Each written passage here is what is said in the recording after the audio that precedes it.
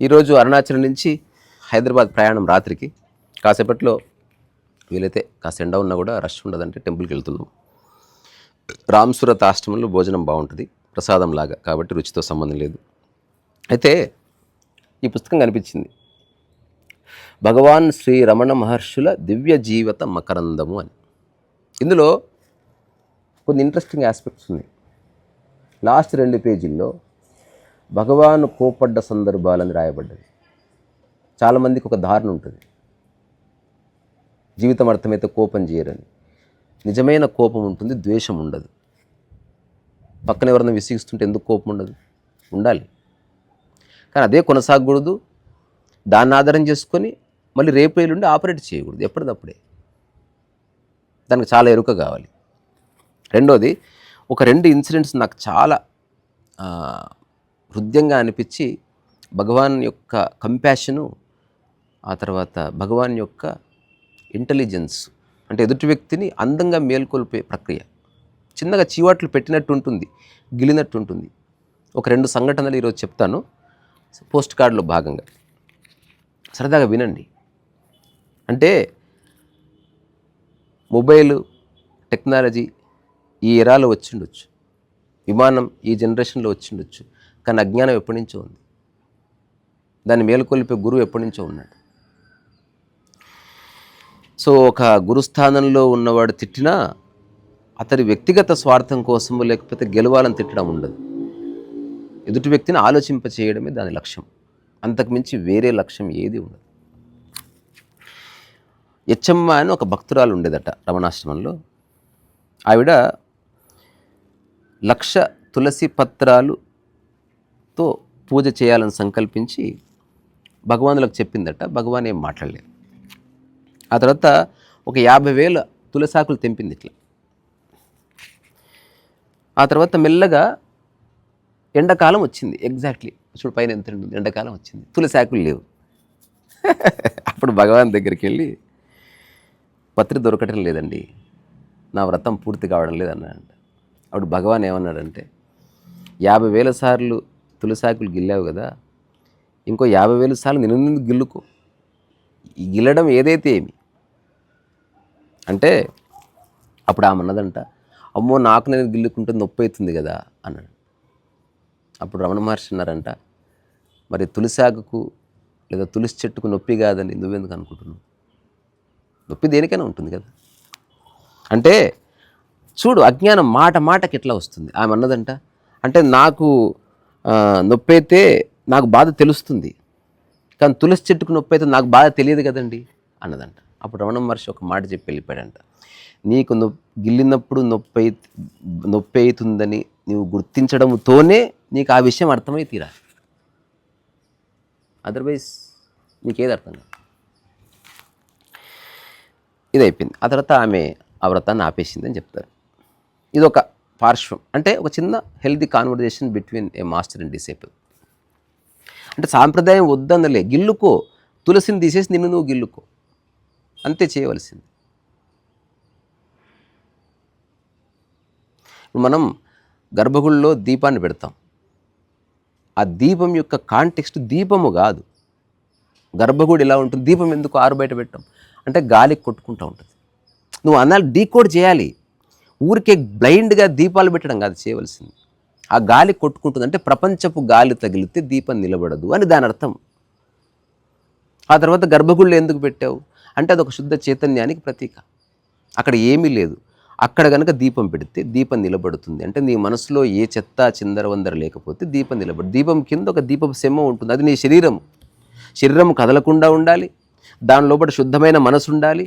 అప్పుడు నీ యొక్క చైతన్యం అనే దీపం బ్యూటిఫుల్గా వెలుగుతుంది అని అర్థం చేసుకుంటే అప్పుడు రియల్గా నీవే దీపమే తిరుగుతావు. ఇప్పుడు రమణ మహర్షి అంటే ఎవరు? సజీవంగా ఉన్న ఒక దీపం ఆయన.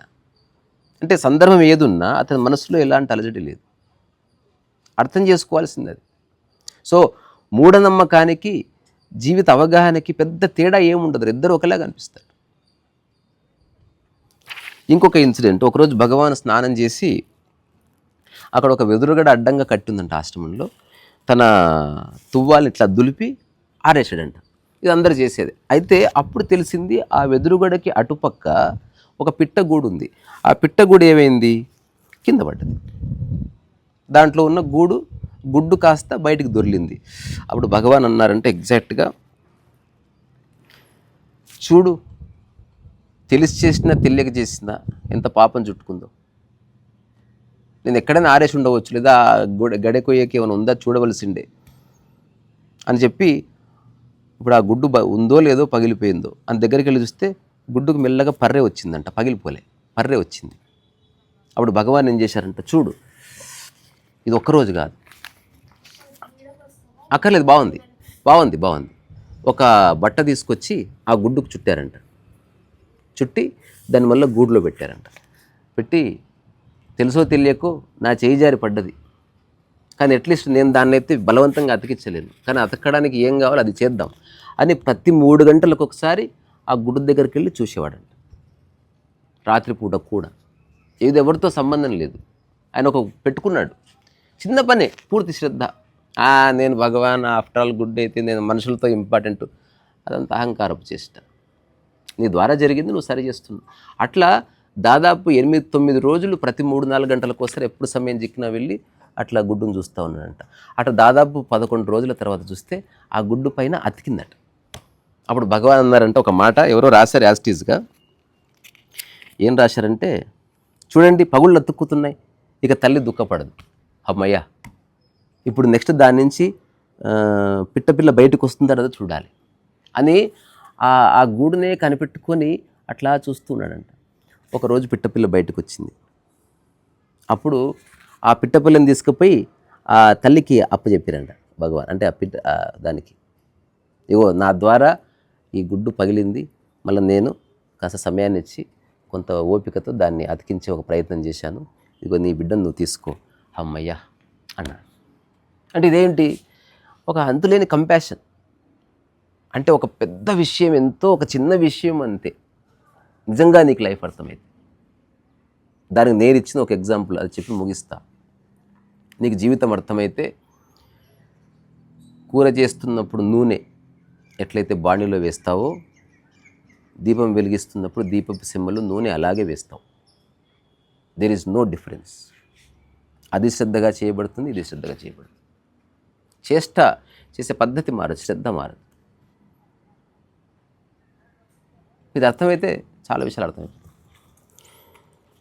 తర్వాత లాస్ట్కి వచ్చింది, ఇందులో ఒకటి రాసింది, ఏది మన భగవానికి కోపం వచ్చిన సందర్భాలని.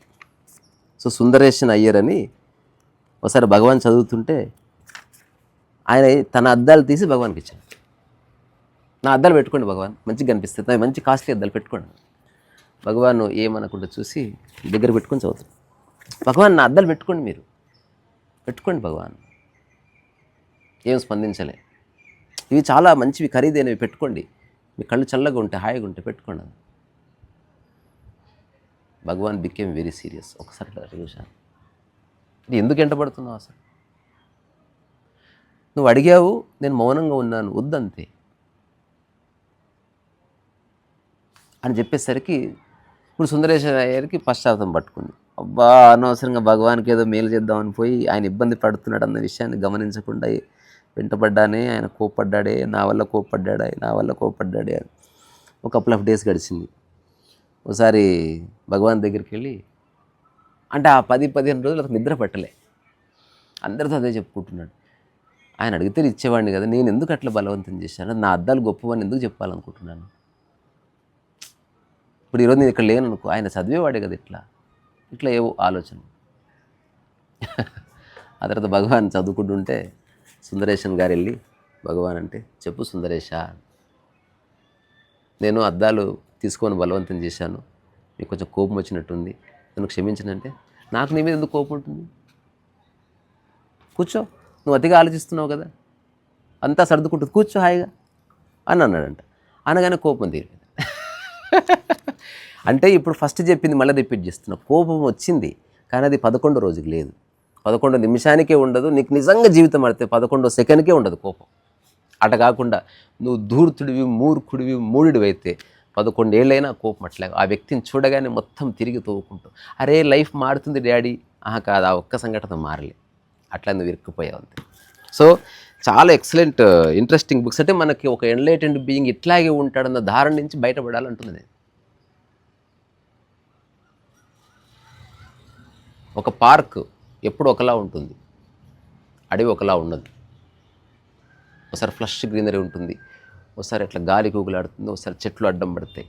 కానీ అడవిలో ఒక హార్మనీ, ఒక ఇన్విజిబుల్, ఇన్ఎక్స్ప్లికబుల్, ఇండిస్క్రైబబుల్ హార్మనీ ఉంటుంది.